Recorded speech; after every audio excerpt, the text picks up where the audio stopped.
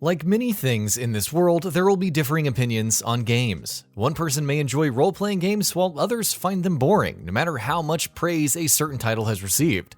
Another person may enjoy sports titles like Madden year in and year out without fail. While the very tenet of differing opinions is a basic and altogether human quality, it's still interesting to look back on video games over the years to compare critical and fan reactions. So let's take a look at 10 games with mixed critical responses that fans still embraced. Before we begin, please consider subscribing and enable all notifications by clicking the bell icon. With that out of the way, let's get started. Days Gone. Perhaps the most recent example on this list is Days Gone.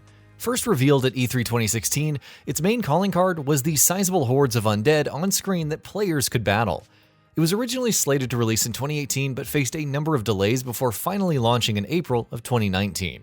On Metacritic, it averaged a 71 out of 109 reviews from critics. Some gameplay and world-building aspects were praised, but critics were ultimately harsh on the game for its mission design, writing, performance, and a myriad of bugs.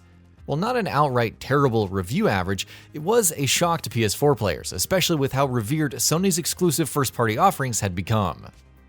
After its launch, however, Days Gone attained a relatively strong following, with players becoming attached to the characters and the overall world design.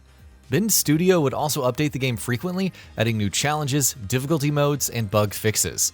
It eventually became clear that Days Gone would not be getting a sequel or even a major expansion. Earlier this year, Jason Schreier spoke to sources that revealed a sequel proposal being rejected due to the first game's mixed critical response and long development period. Nevertheless, a PC version arrived in May, and fans have started a petition for a sequel.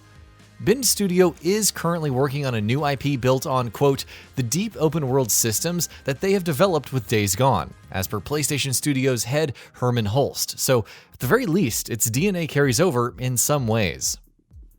Deadly Premonition. One day in February 2010, Access Games released a relatively low-key title on the Xbox 360 called Deadly Premonition. Directed and co-written by Hidetake Suihiro, it actually started out in 2004 as Rainy Woods and debuted at the 2007 Tokyo Game Show. The Twin Peaks comparisons were already being made, but the title would be cancelled due to technical limitations. Suihiro would reboot it as Deadly Premonition with a new scenario and protagonist. Its critical reception encompassed a fairly wide spectrum. Some loved the game for its bizarre storytelling and scenario design, while others outright hated the controls, visuals, and pacing. The current Metacritic score sits at an average of 68, with 39 reviews on the Xbox 360. Perhaps because of its wide range of reviews, word of mouth began to spread, and soon Deadly Premonition gained a reputation for its originality. Those who looked past the iffy mechanics and graphics discovered a rich narrative with quirky characters and an atmosphere that's equal parts mystery and macabre. While its sequel didn't receive nearly as good of a response, Deadly Premonition is still fairly beloved to this day. Sonic Unleashed. Sonic Unleashed released in 2008, coming off of the decent Sonic Heroes and the disastrous Sonic 2006. When Sonic Unleashed was revealed, Sonic Team was thought to be making another mistake, introducing a concept that had no place in a Sonic game. Development began in 2006, and the idea was to focus only on Sonic as a playable character, but add the Werehog to provide a jumping-on point of sorts for new players. Criticism from fans was already expected for the same, but the developer also sought to implement new mechanics and find a good balance between the older 2D titles and the newer 3D gameplay introduced in Sonic Adventure. On release, Sonic Unleashed had a Metacritic score of 60 based on 50 critic reviews for the Xbox 360 version. Only a few were positive, many were mixed, praising the return to a more traditional Sonic platforming experience while criticizing the beat-em-up style combat of the Werehog segments. Some of the more negative reviews advised Sonic fans to stay away altogether while criticizing the levels, controls, and camera. Sonic Unleashed would sell 2.45 million units, and user reviews leaned more towards the positive side. There was praise for its visuals, which implemented global illumination for the first time in the franchise, and the daytime sections, which channeled the speed and excitement that many felt was missing from recent titles. Make no mistake, plenty of fans disliked the Werehog as well, but those who ignored it appreciated Sonic Unleashed's more positive aspects. Thankfully, the daytime gameplay would be utilized in future titles like the more positively received Sonic Generations and served as a basis for the series' new hybrid 2D/3D gameplay. Killing Floor. Considering how well regarded Killing Floor 2 is, it is interesting to see critical reactions to its predecessor. Released for PC in 2009, it actually began life as a mod for Unreal Tournament 2004. It has a whopping 34,623 reviews over the years, with 96% being positive. But even in the initial years, Killing Floor received a steady stream of positive user reviews. On Metacritic, the user score is 8.6, with 1,441 ratings, the majority being positive. On the critical front, the Metascore averages to 72, based on 30 critic reviews with 15 positive, 14 mixed, and 1 being negative. Killing Floor was criticized for its low-budget presentation, lack of story, repetitive gameplay, and small number of maps, with Left 4 Dead being considered superior.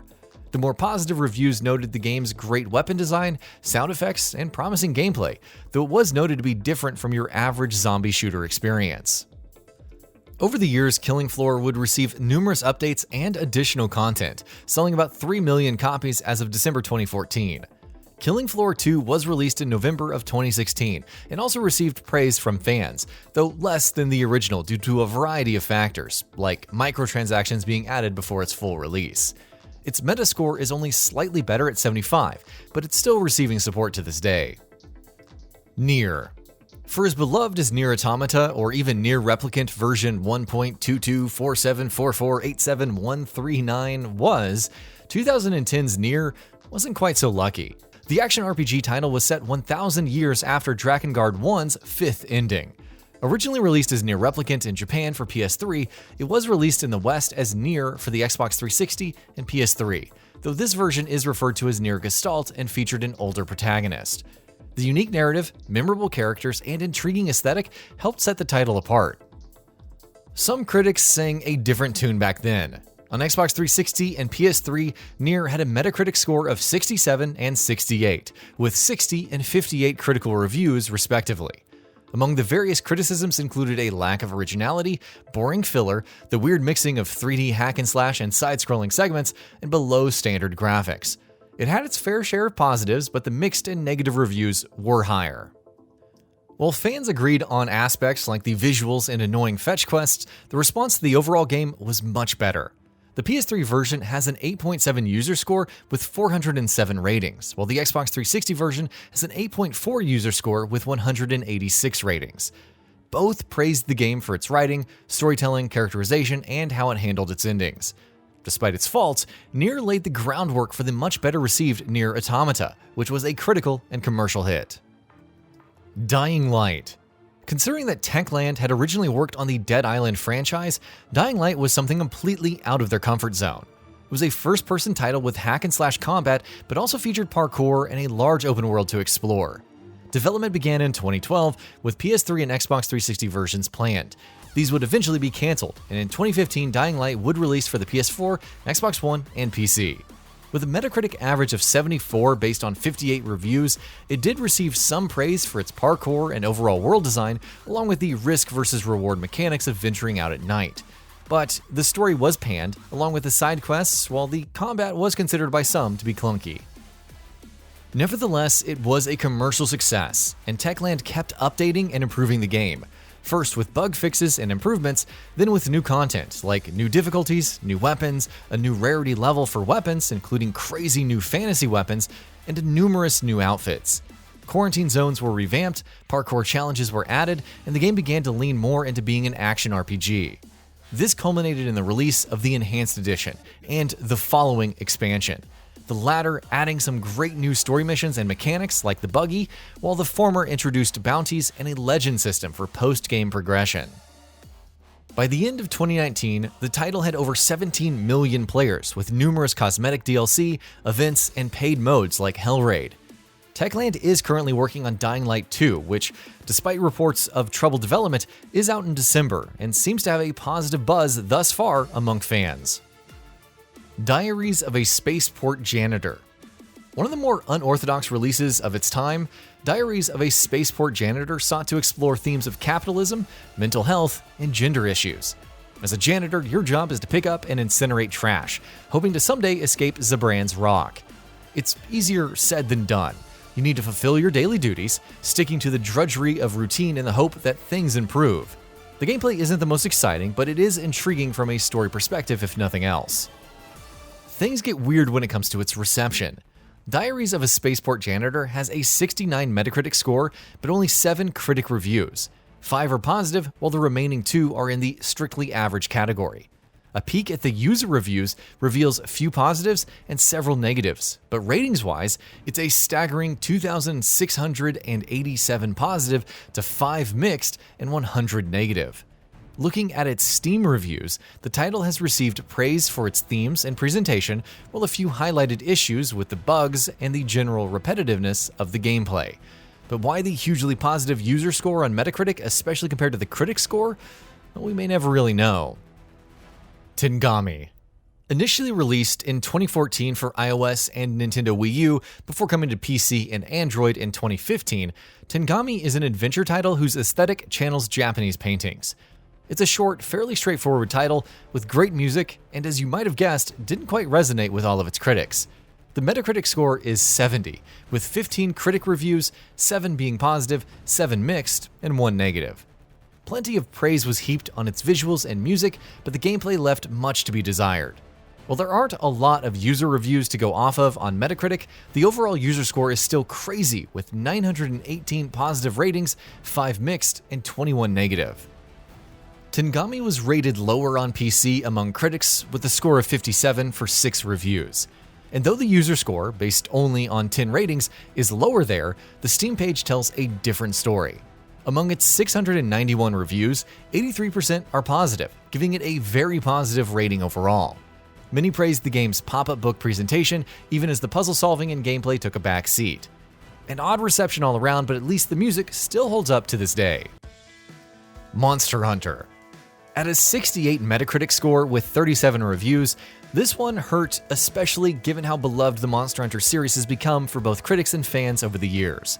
Developed by Capcom Production Studio 1 and released in 2004 for the PS2, the first Monster Hunter was initially part of a drive to release online-focused games for the console.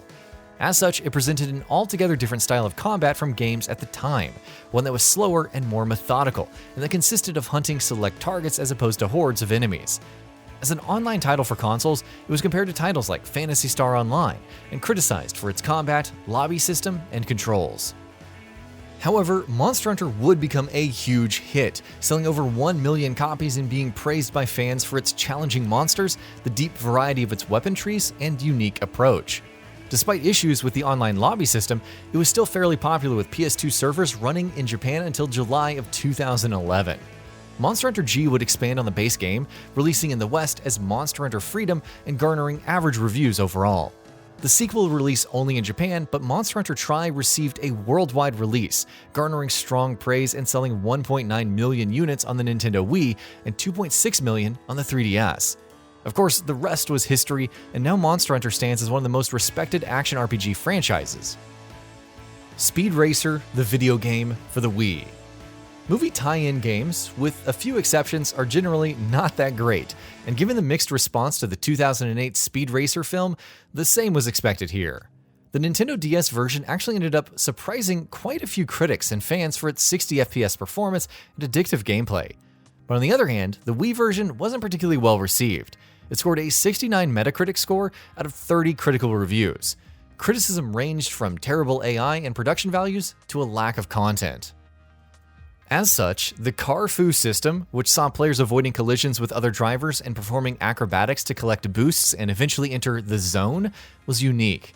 It also didn't hurt to have 20 characters from the film that could be selected with different stats and the ability to enter alliances to sabotage rivals. While not having an overwhelming number of user reviews, they speak positively about the game's action. Who knows, maybe with more development time, it could have developed into something truly special. As it stands though, it is an underrated title for its niche fan base. And with that, we reached the end of the video. Have anything to say? Let us know in the comments below. Also, we upload new videos every single day on GamingBolt, so please consider subscribing as it really helps us out. Thanks for watching.